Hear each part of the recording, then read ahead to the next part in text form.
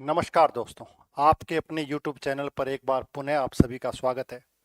जैसा कि आप सभी को पता होगा, राजस्थान LDC एग्जाम्स को लेकर के हम लगातार क्लासें ले रहे हैं और उसमें हमने मॉडर्न हिस्ट्री को लेकर के टारगेट किया गया था और उसमें हमने 1857 की क्रांतियों को पढ़ रहे थे। उसी क्रांति के 2 पार्ट्स हम पढ़ चुके थे, आज तीसरा पार्ट्स पढ़ेंगे। जितनी भी बड़ी बड़ी छावनियां थी उनमें विद्रोह को पढ़ चुके थे। उसके अलावा कौन कौन सी छावनियां थे जहां पर, या कौन कौन से क्षेत्र थे जहां पर विद्रोह हुआ था, उस पर चर्चा करेंगे। तो उसकी चर्चा को लेकर के देखिएगा कि कुछ क्षेत्र हमारे रह गए थे। जैसे आपको पता होना चाहिए, धौलपुर में भी कहीं ना कहीं आपने देखा होगा विरोध हुआ था।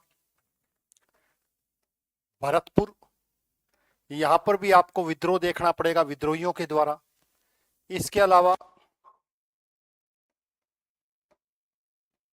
अलवर क्षेत्र में भी विद्रोह का सामना आपको करना पड़ेगा। तो धौलपुर के अंदर की खासियत यह है कि धौलपुर के अंदर विद्रोही जो थे, जिन्होंने विद्रोह किया था, वो भी बाहर से थे और इस विद्रोह को दबाने वाले जो फौज थी, जो सेना थी, वो भी बाहर से थी। भरतपुर में विद्रोह यहीं के थे और यहाँ के अंग्रेज जो अधिकारी थे, मोरिसन को कहीं ना कहीं जो पॉलिटिकल एजेंट के रूप में थे, उनको कहीं ना कहीं भरतपुर छोड़ करके आगरा को भागना पड़ा। अलवर के अंदर भी शासक बन्ने सिंह थे और यहाँ के जो दीवान थे फैजुल्ला, उस फैजुल्ला के नेतृत्व में भी यहाँ पर क्या हुआ था, विद्रोह हुआ था, क्योंकि इसने भी अपनी सेना कहीं ना कहीं इनकी सहायता के लिए या अंग्रेजों की सहायता के लिए भेजी थी। तो इस विद्रोह की हम चर्चा करेंगे। तो देखिएगा, कुछ विद्रोह को लेकर के भरतपुर के अंदर विद्रोह हुआ था।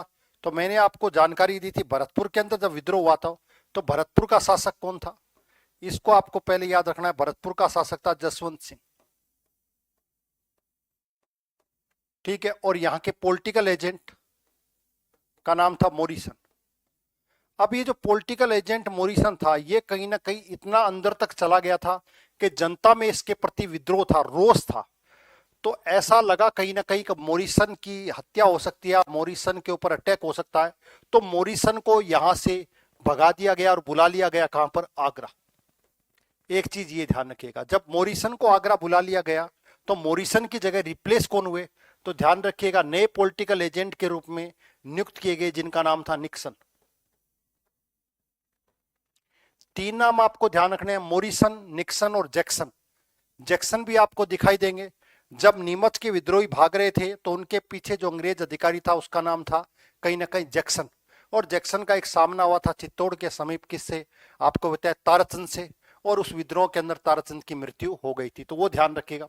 ये देखिएगा, गुर्जर और मेवाती जातियों का विद्रोह हुआ था और पॉलिटिकल एजेंट को कहां भागना पड़ा, आगरा भागना पड़ा। क्यों? क्योंकि आगरा के अंदर ही रहता था कौन, आपको पता ही है, लेफ्टिनेंट गवर्नर।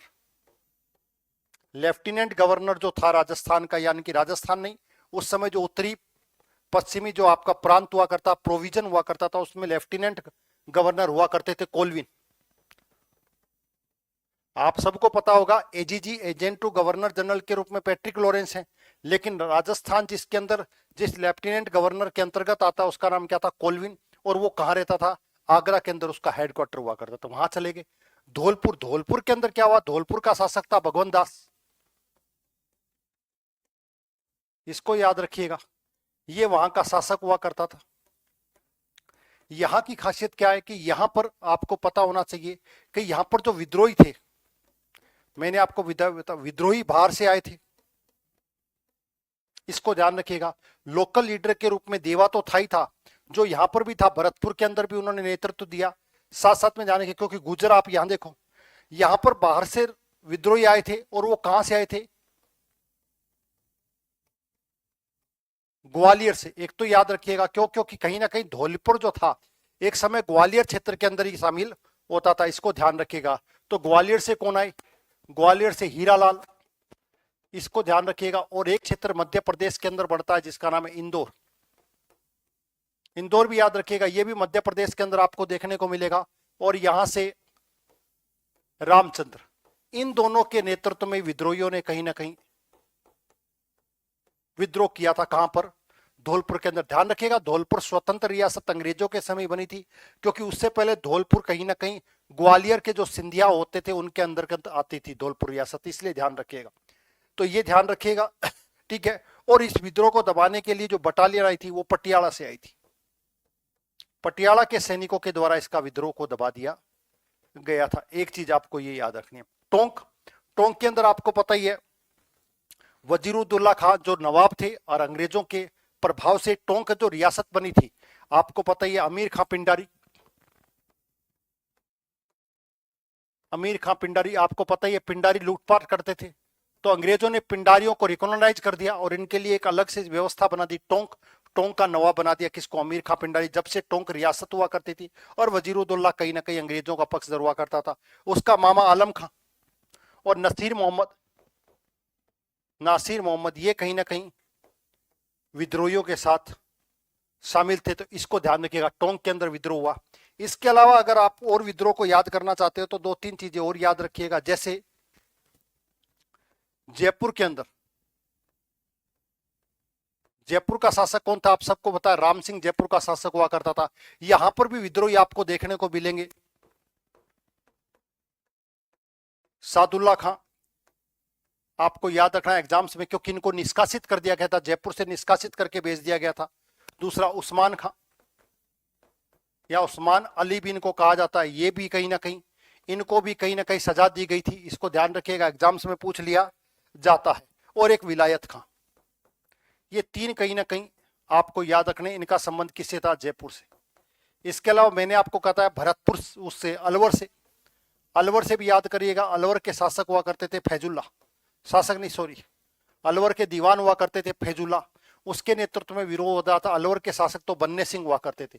तो ये कहीं ना कहीं यहां पर इस क्षेत्र में भी आपको विद्रोह देखने को मिला। इसके बाद बात करें, अब इसके बाद जिन शासकों की भूमिका रही थी, भूमिका को देखिएगा।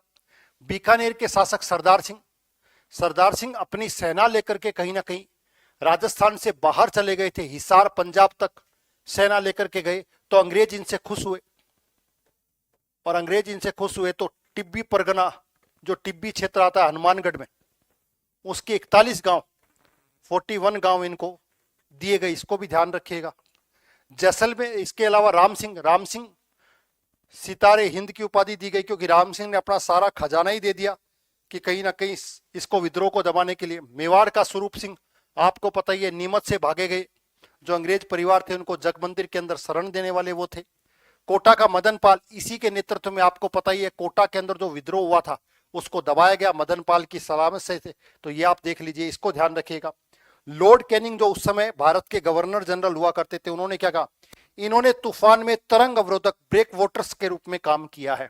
ये जो जितने भी राजा हुए थे, इन्होंने कहीं ना कहीं अवरोध का काम किया है, अन्यथा हो सकता है हमको भारत को छोड़ना पड़ता। तो ये जानकारी आपके पास होनी चाहिए।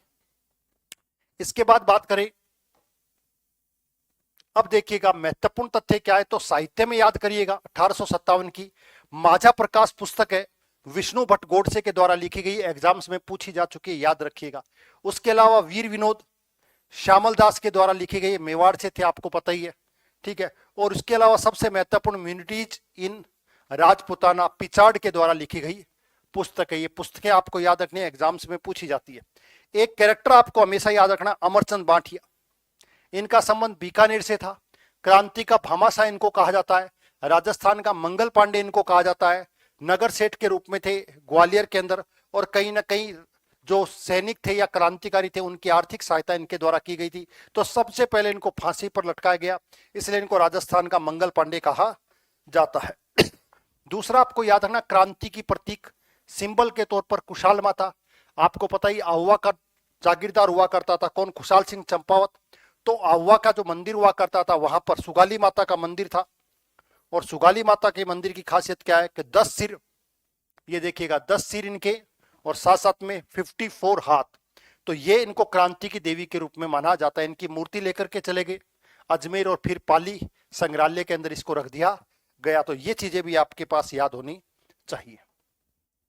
इसके बाद बात करेंगे एक विशेष कैरेक्टर के बारे में, याद रखिएगा, एग्जाम्स में बहुत बार पूछा जाता है, किसके बारे में आपको पता ही होगा, तांत्या टोपे के बारे में। इसके बिना राजस्थान की 1857 की क्रांति अधूरी है। तात्या टोपे कौन था, तो आपको पता ही है नाना साहब के सेनापति के रूप में थे। नाना साहब, अब नाना साहब कौन थे? कानपुर। बाजीराव सेकंड के दत्तक पुत्र के रूप में। बाजीराव सेकंड कौन थे? पेशवा। और जब अंग्रेजों ने संधि करी थी तो इनको कहां भेज दिया? कानपुर। और कानपुर के अंदर उनकी पेंशन बंद कर दी। तो इसी का विरोध किया था। और इन्हीं के सेनापति के रूप में कौन थे? तात्या टोपे थे। ध्यान रखिएगा, हार चुके थे अंग्रेजों से, तो नाना साहब तो कहां चले गए? नेपाल चले गए। और तात्या कहां गए? तात्या राजस्थान आ गए। तात्या को गुरु भी माना जाता है, किसका? सैनिक गुरु के तौर पर। तात्या सैनिक गुरु के रूप में थे, किसके? रानी लक्ष्मीबाई के। इसको भी याद रखिएगा, रानी लक्ष्मीबाई, ये भी याद रखिएगा। तो तात्या राजस्थान के अंदर आएंगे, ध्यान रखिएगा। और 2 बार आएंगे। कितनी बार? 2 बार आपको देखने को मिलेंगे। पहली बार आएंगे वो मांडलगढ़। कहां पर आएंगे? ध्यान रखिएगा, फर्स्ट बार वो आएंगे मांडलगढ़ के अंदर। मांडलगढ़ के अंदर आपको देखना, भीलवाड़ा के अंदर 8 अगस्त 1858 को। मांडलगढ़ के समीप भीलवाड़ा, भीलवाड़ा के समीप क्या पड़ता है? टोंक। तो टोंक जो था, टोंक के नासिर मोहम्मद ने कहीं ना कहीं साथ दिया था, इनको सपोर्ट किया था। इसको ध्यान रखिएगा, ठीक है। जब आएंगे तो इनकी अंग्रेजों के साथ कॉन्फ्लिक्ट होगी। कॉन्फ्लिक्ट के रूप में एक लड़ाई होगी जिसको कुवाड़ा की लड़ाई कहा जाता है। ध्यान रखिएगा, कुवाड़ा का युद्ध कहा जाता है, कोठारी नदी के किनारे। यह युद्ध हुआ था 9 अगस्त को। एग्जाम में पूछा जाता है, बहुत बार एग्जाम में पूछा गया है, ठीक है। इसको ध्यान रखिएगा। एक युद्ध और होता है रुकमगढ़ का युद्ध, उसको भी याद रखिएगा। ये स्थान था राजसमंद के अंदर। और ये कहीं ना कहीं 11 अगस्त के आसपास ये लड़ाई हुई थी। और इस दोनों ही लड़ाइयों में इनके सामने कौन थे? अंग्रेज अधिकारी रॉबर्ट्स थे। और रॉबर्ट्स से इनको पराजित होना पड़ा था और ये राजस्थान से वापस चले गए थे। तो दोनों लड़ाई में दोबारा से फिर आएंगे। दोबारा से जब फिर आएंगे तो यहां पर इनका संघर्ष होगा, एक तो झालावाड़ के शासक के साथ और एक बांसवाड़ा के शासक के साथ। इन दोनों के साथ इनका कहीं ना कहीं कॉन्फ्लिक्ट होगा। ध्यान रखिएगा, झालावाड़ का शासक था पृथ्वी सिंह। इसको आपको याद रखना, एग्जाम्स में पूछा जाता है। और बांसवाड़ा का शासक था लक्ष्मण सिंह।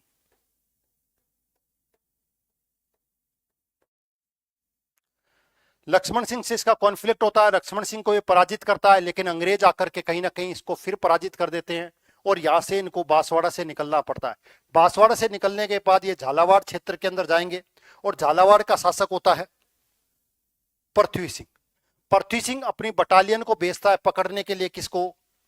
तात्या को। लेकिन जो पलटन होती है वो पलटन इस कार्य को नहीं करती है और कहीं ना कहीं जो तात्या टोपे होता है वो पृथ्वी सिंह को कहीं ना कहीं कैद कर लेता है। और कैद के बदले में लगभग कहते हैं 5 लाख रुपए का खजाना लूट करके वापस कहां चला जाएगा? एमपी चले जाएंगे। इसको याद रखिएगा। तो ये 2-3 चीजें आपको याद रखने, किसके बारे में? तात्या टोपे के बारे में। उसके बाद तात्या टोपे यहां से मेवाड़ से रॉबर्ट्स के बाद ईडन के बाद ईडन से भी हारेगा दौसा के अंदर, और फिर सीकर के अंदर जाएगा। तो सीकर के अंदर भी होम्स इनको क्या करेगा? पराजित कर देगा। ध्यान रखिएगा। और फिर कहते हैं कि लास्ट में इसका एक साथी होता है जिसका नाम होता है मान सिंह नरूका। वही इनको धोखा दे देता है और धोखे से अंग्रेजों इनको पकड़ लेते हैं। और पकड़ने के बाद 18 अप्रैल को शिवपुरी मध्य प्रदेश के अंदर इनको क्या दे दी गई? फांसी दे दी गई। ये आपको याद रखना है। दूसरी चीज तात्या के बारे में एक चीज और याद रखने का, इनकी छतरी कहाँ है? तो ध्यान रखिएगा, तात्या की छतरी कहां पर बनी हुई है? तात्या की छतरी बनी हुई है सीकर के अंदर। एक चीज इसको याद रखिएगा। एक चीज और आपको एग्जाम्स में याद रखनी है, ठीक है। वो क्या है कि एक किताब लिखी गई है, ध्यान रखिएगा, एग्जाम्स में पूछी जा सकती है। एक किताब है जिसका नाम है, इंपॉर्टेंट याद रखिएगा, उस किताब का नाम है मिसिंग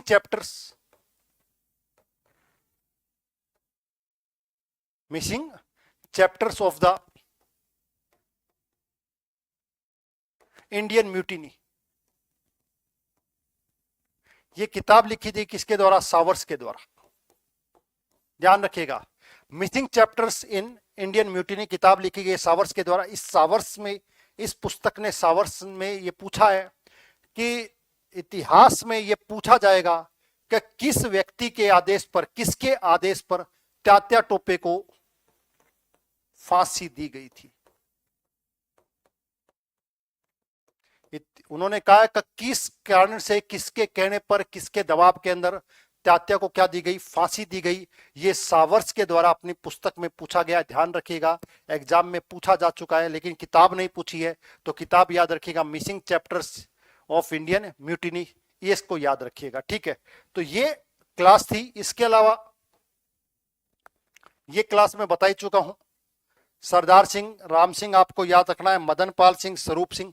एक चीज और याद रखिएगा, कौन, सलूम्बर के शासक केसरी सिंह जो थे, इन्होंने भी साथ दिया था, किसका, तांत्या की सहायता करी थी। और जोध सिंह जो सामंत थे, इन्होंने भी तांत्या की सहायता करी थी। आपको पता ही है, जोध सिंह वही है जिन्होंने कहीं ना कहीं कुशाल सिंह चंपावत की भी सहायता करी थी।